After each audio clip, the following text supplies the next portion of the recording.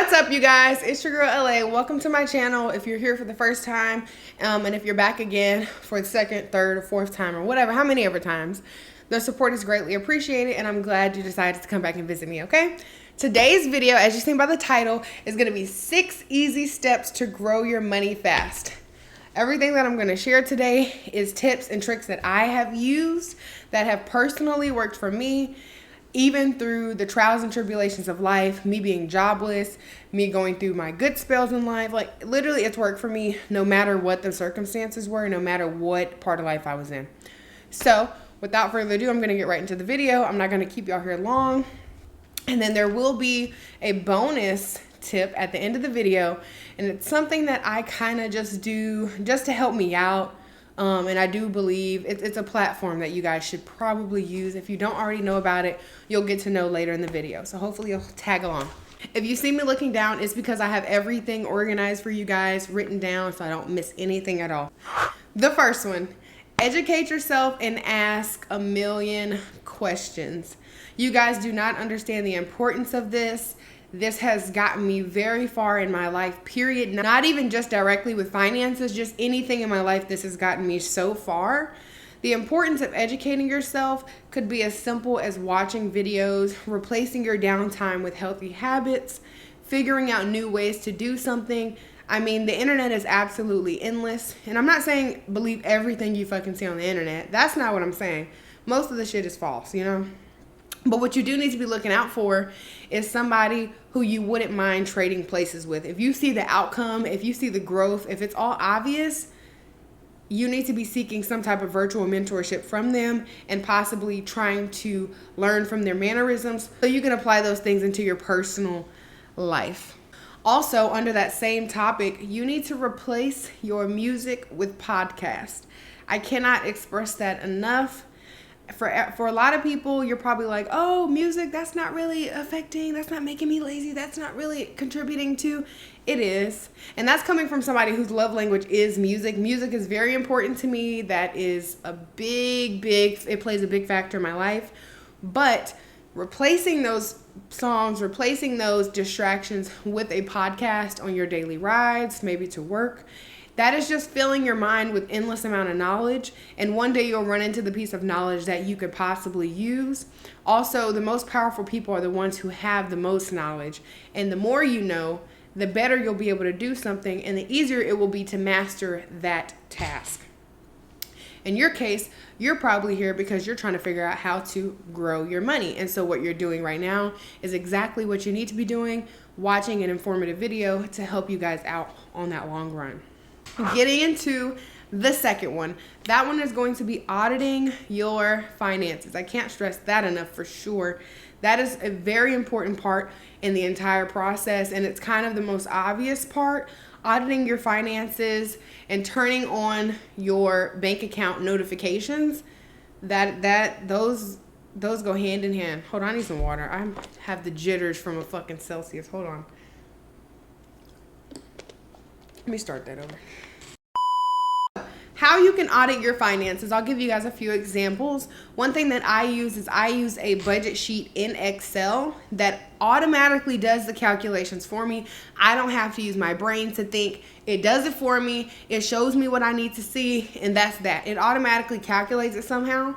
And why that's important is because you need to see the losses and the gains throughout the months and how they fluctuate. So maybe if you have a good pattern in January, you need to really sit down and audit and pay attention to those things. Like, okay, what did I do in January that's different from the loss I just took in May?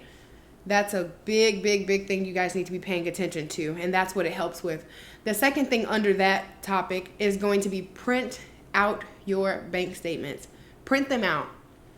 Me personally, I ran into a problem where I was, when I would do my financial audits, I would be putting things in twice, 3 times, and then everything, it just wasn't accurate. But when I was able to print them out, use my highlighter, figure out what's what, that was able to get me a lot further with that, and I did see a lot more accuracy in that.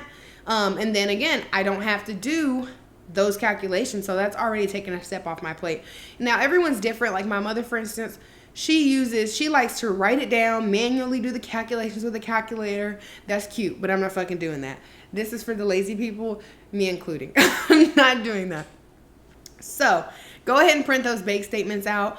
The effort that you'll put into it, you'll start to see a return later on down the line. When you're doing your bank audits and you got your highlighter out, you're looking at all those things on your bank statements, and you're probably sitting there like, damn, I didn't know I spent this much money on this, and this.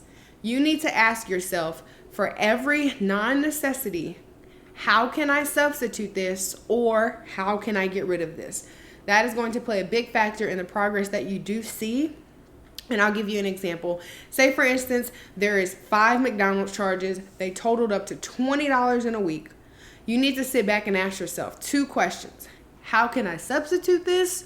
Or how can I get rid of this? Me personally, I would probably prefer to get rid of it, because why the fuck are you buying so much McDonald's? I'm a victim of that. I'm talking from experience.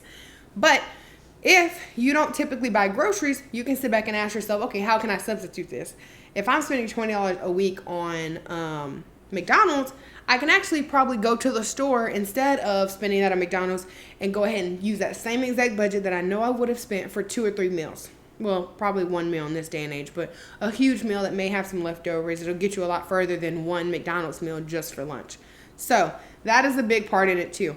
And honestly, what I would do when I'm highlighting, I would highlight my necessities a certain color and my non-necessities. Necessities being bills, mandatory things, health insurance, stuff that you absolutely have to pay. Non-necessities are things that you optionally chose to pay. You probably didn't have to. And anything that's in that color, say it's blue, you need to be asking yourself those 2 questions no matter what it is.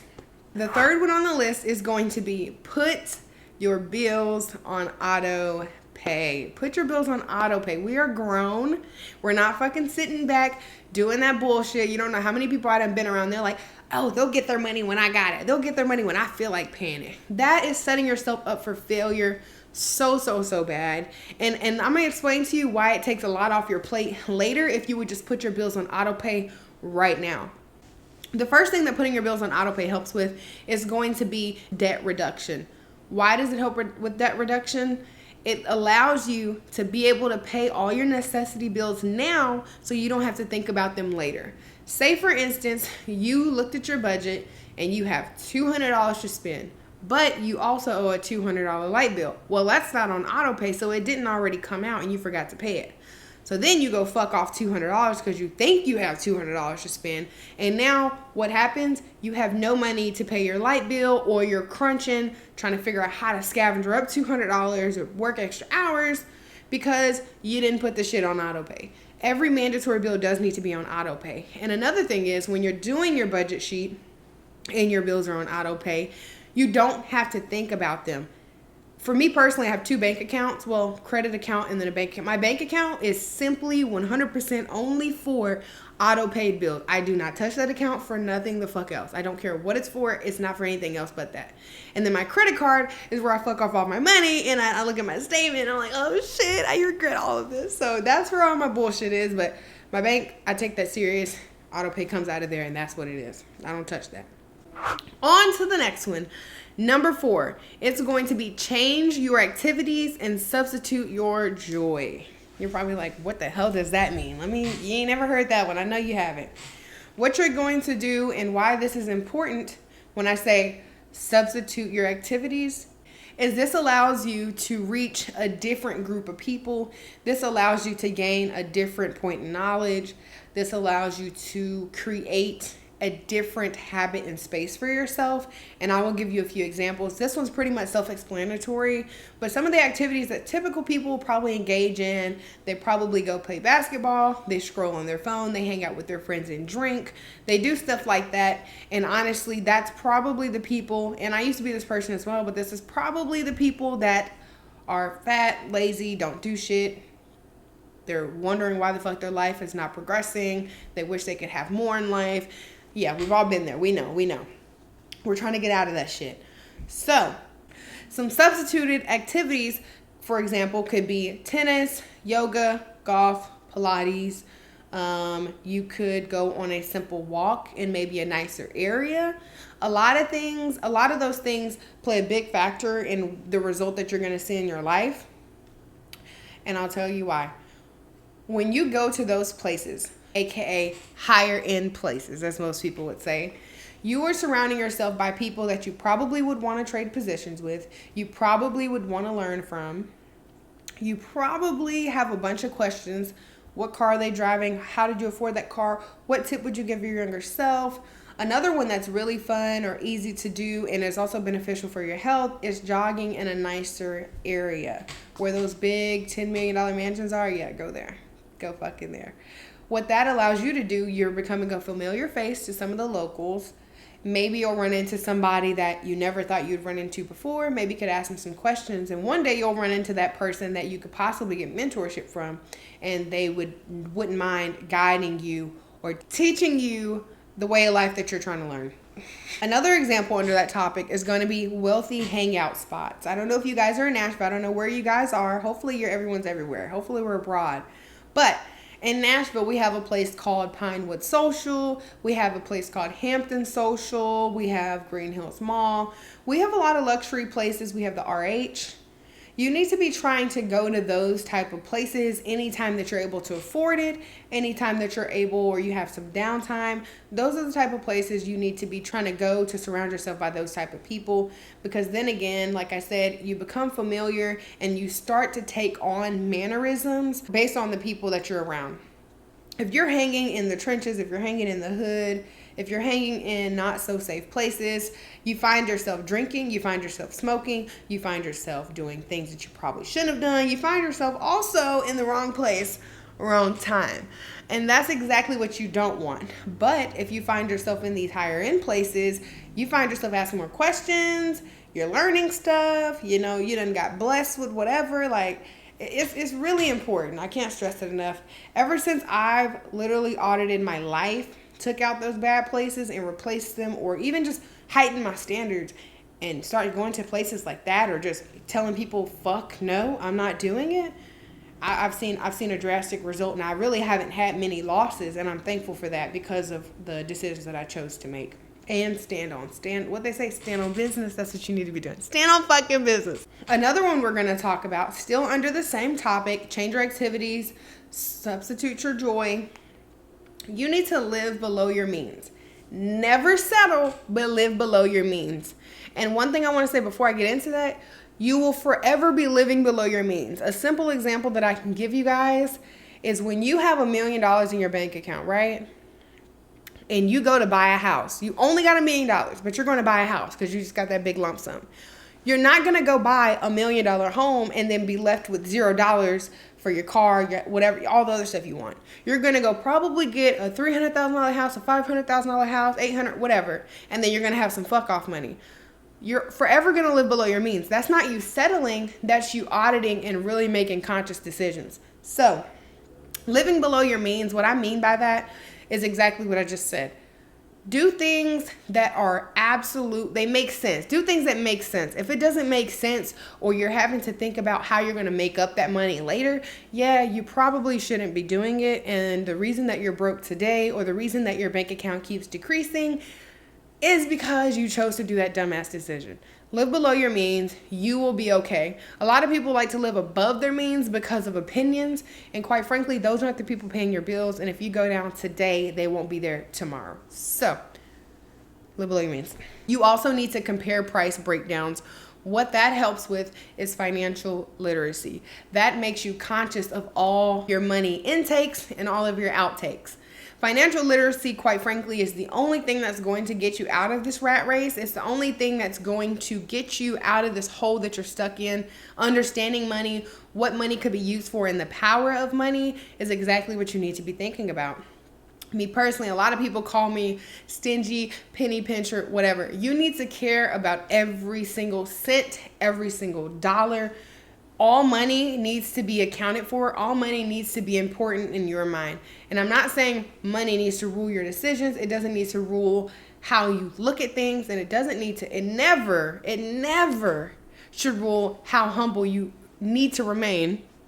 But you do need to think about where all your money's going. The fifth one is going to be an after, budget. I know for a fact you never fucking heard that shit because it's something that I do. Y'all probably do this subconsciously, but you probably never heard it broken down, and that's exactly what I'm here for. This budget, if you don't listen to anything else from this video, please take this tip. This is the biggest thing for my brother and I. We used to come together. He would have a certain amount of money. I would have a certain amount of money. We would come together and look at it and just visualize it, and it was the best thing ever. The after comma budget.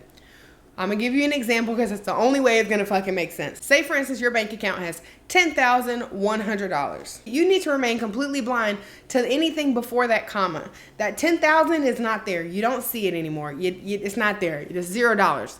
So delete everything before that comma. So now, after the comma, you have $100, 10,100. So 10,000 is gone. Now you have $100 after that comma. That should be your budget. That is your budget. That is the only money that you have accessible to you. And back to automating your bills. Because you automated your bills, you know you have the money for it. You're sustaining that. The 10,000 is going to go towards your bills. It's going to fund those accounts. And that's out the way. You don't even have to think about that because you already set yourself up for progress and success because that's already done. So let's focus on everything after the comma. That $100 is your budget. That is your spending money. That is what you're going to focus on, and that's what you got available to you. Say for instance, again, here's another example. Say for instance, you have $10,600. One step further, you're pretty much just going back after every comma. $10,600. I like to make everything even or a direct cut in half, 50-50. The $10,000 is gone. Great. Now you have $600. Well, half of 100% is 50 or 5 or 50%, however, whatever number you want to look at. But half of fucking 10 is 5. So now you need to be taking that $500 out of the 6, half point is 5. You need to be taking that $500 and acting like that doesn't exist. It's still available to you in emergencies, but you're not thinking about it. So now you took that $500 off. That's half of a whole nother $1,000. Now you have $100. You're back at $100. Say it's $700. You have $200. That needs to be the biggest thing that you focus on is anything after that comma and how can you break up that number in the 100 spot. That's the best tip I can give you guys. That is a tip that has made my bank account grow tremendously. I'm telling you, I done took a lot of L's, but my bank account never went down for some reason. It always went up. Also, under that topic, you need to convince yourself that you are broke. Quite frankly, that's the only way you're going to get to the top. If you're sitting there with the mindset of, okay, I have this much money so I can fuck off this much money, you're going to find yourself in a hole trying to make that money back. Also, still continuing life after you just had that enjoyment. My outlook on it is you need to only celebrate when it's absolutely necessary. Because quite frankly, you live a piece of shit life. What are you celebrating for? There's nothing to celebrate. Why are you fucking off this money on a typical Tuesday because you did what? You called out of work? Great, fantastic. Now you have to make the money back. Do not celebrate. Don't do no unnecessary celebrating. I just don't for me, after I stopped celebrating holidays, after I stopped celebrating unnecessary ass achievements that weren't even achievements, I was just convinced or brainwashed that they were because I was around the wrong fucking people, I started to make more money. So convince yourself you're broke. Live that life until you absolutely can afford the things that you want. Maybe have a goal board, maybe a vision board. I don't personally do this, but I know that it helps a lot of people. I do, however, write down everything. Make it a visual. Stop just thinking about it. Make it a visual. Write it down. That's going to put it into action, and it's going to push you one step further to that goal. And you'll figure out, and this isn't another video, but you'll figure out your end goal, your outcome that you're wanting to reach towards. So that's very important. The last one I got for y'all, number 7, or the bonus one. This has helped me a lot in the beginning, and I just want to share it with you guys. You need to be utilizing the Fidelity app. If you don't want to open a Fidelity account, maybe you should just utilize the phone number. However you want to utilize it, do that. You probably are asking me, what the fuck is Fidelity? Fidelity is an investment program or platform. And no, this is not sponsored. I just really like the fucking shit. Fidelity is an investment platform that helps you invest money. It helps you learn about money. I remember in the beginning of me trying to save, I would take 2 hours out of the week sometimes multiple times out the week, but I would take one day out the week. I would spend 2 hours and I would call them. They're open 24/7, so you literally can call them whenever the fuck you want to. I would spend 2 hours, I would call them, and I would ask the 1 million questions I had about finances, taxes, like you literally name it. All my questions were able to be answered, and they would sit there and they would break it down to a very, very dumb form, for lack of a better term, a very simplified form to make me understand. Another good thing about Fidelity is you can invest without even knowing how to invest on there. All your money can be put somewhere else and they'll do it for you without even taking a cut until you learn how. So in the meantime, when I was learning and calling them those 2 hours a week, I was literally, I had a, what is it called? What do they call it? They call it a, I don't even know what they call it. I don't want to say robo account, but some type of robot account where basically you put your money in a fund and then the fund invests it or disperses it amongst the best or the top performing stocks and stuff like that. Probably in a better place than you would have ever invested it, probably just sitting in your bank account. That's what they do. To sum everything up, you need to be utilizing that 2 hour call with the Fidelity people, program, community service. Customer service, whatever. I'm like, let me try this one more fucking time. To sum everything up, you need to be utilizing that 2 hour call with the Fidelity customer service and ask them all financial questions you have. If you have a mentor that you would like to learn from or you would like to trade places with, then of course you can ask them as well. But you need to, like I said, you need to be taking notes. You need to be writing this stuff down.